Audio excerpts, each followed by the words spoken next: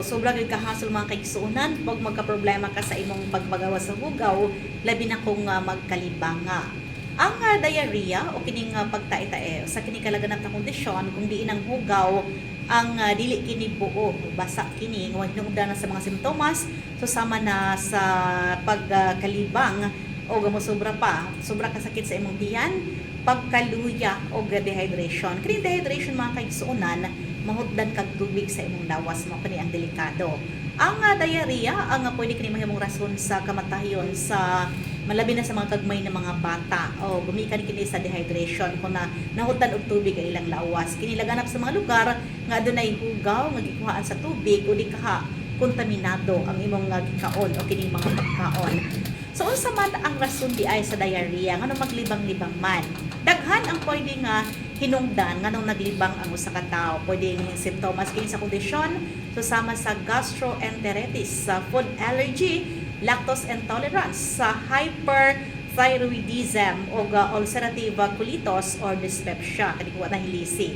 Gumikan kay daghan man ang pinsala nga maihatag niini, importante nga magpa-check up sa doktor kung nakasinati ka o grabe na mga simptomas nga wala gyud ka na ulian.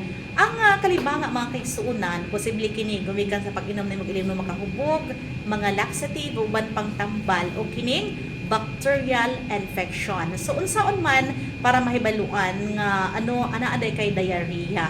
So ipaagi kini sa physical examination, pwede usab kining pagsusi sa imong tae o ipaagi sa blood test. So mukuha lang og sample nga dugo ang nurse ngadto sa pasyente para mahibaluan kung unsa gyud ang rason niini. So unsaon man para matambalan kining paglibang-libang.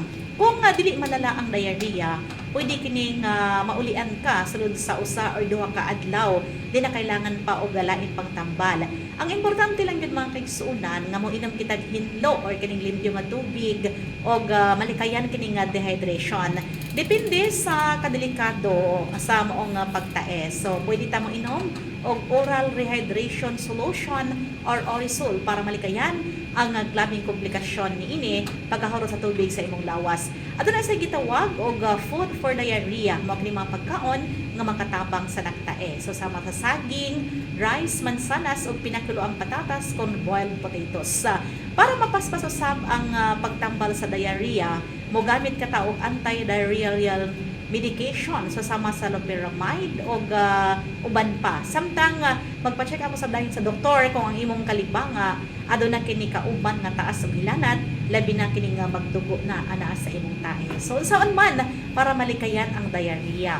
Ang sakto nga kalimpyos tong gikaon mao gyud susi para paglikay niini. Atong batasanon ang paghugas sa itong mga kamot, adisir kita mo kaon, human kaon o human magluto. Batasanon usab nga maghugas sa adisir human o gamit sa human o gunit sa mga hugaw na mga butang. Atong timan-an mo gamit ta og sabon, kuskuson pag-ayaw nga atong kamot sulod sa 20 segundos. So likayan usab ang pagkaon o pag-inom og bisang unsang wala ka nahibalo kung dis kinigikan. Imbes nga mo inom gikan sa gripo or drinking fountain, mo inom lang tayo og purified water nga napalit gikan sa mga tindahan. Para sa mga bata usab, batasanon nga likayan ang pagkaon sa mga street food susama sa isaw o dugo-dugo, tenga sa baboy o uban pa, gumikan kay kasagaran mga pagkaon nga anaa sa street food, mao kining nga mga bugnaw na nga delikado sa kontaminasyon.